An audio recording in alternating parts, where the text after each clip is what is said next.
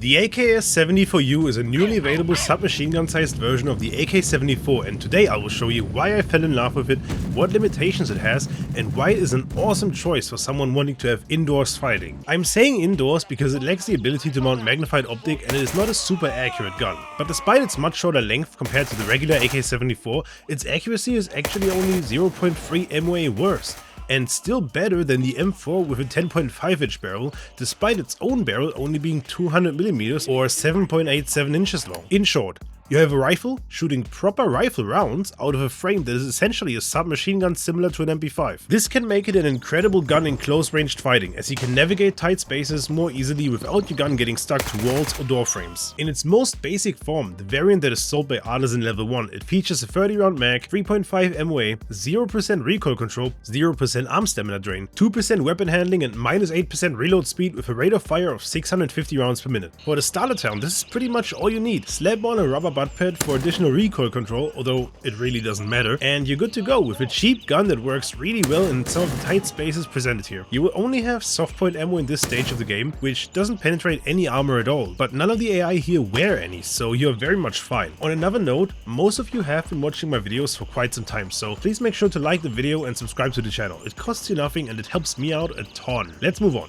For the mid game, you unlock hollow points, FMJ and even PS ammo relatively early with turncoat level 1. My suggestion here is to take hollow points. Yes, FMJ and especially PS are much better against armor, but none of the AI in tier 2 areas actually wear anything above 3A, which very much can't stop even these hollow point rounds. And its massive damage to internal organs will secure kills very easily. At this point I also built myself a gun that is aesthetically very close to an AK-74M, albeit in a much smaller package. This gun is still incredibly cheap, with a cost of $899, while even a base M4 will set you back almost $1,100. Yet it is super effective and allows us to mount a red dot sight to it. Especially in YBL 1, we will experience the true strength of having a short barrel like this, as it allows much greater maneuverability than bulky, full-sized rifles. While I wouldn't recommend doing this, you can put on a suppressor with turncoat level 2, however this will drastically increase the length of your barrel, largely negating the advantages of the AKS-74U. Turncoat level 2 also offers another very substantial upgrade to 5.45 rifles in general, 60 round magazines. Not only is this much earlier than the 60 round M4 magazine, which is locked behind Gunny level 3,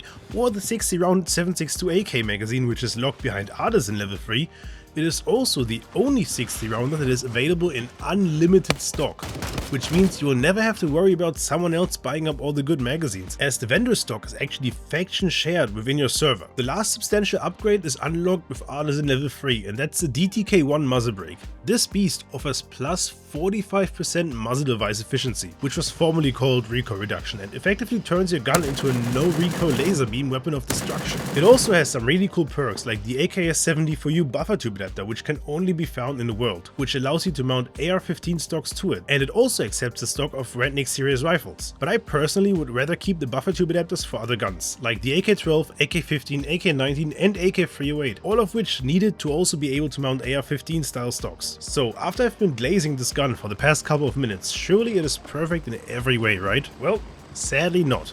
The AKS-74U has some massive drawbacks, which will make it only semi-competitive when it comes to the endgame or PvP. The main limitation is of course the lack of support for any magnified optics. This is super devastating, especially in PvP, as many PvP heavy places like Fort Larry feature long sightlines which almost require a good optic. But suppose you always stay indoors. You might have already spotted its second major drawback.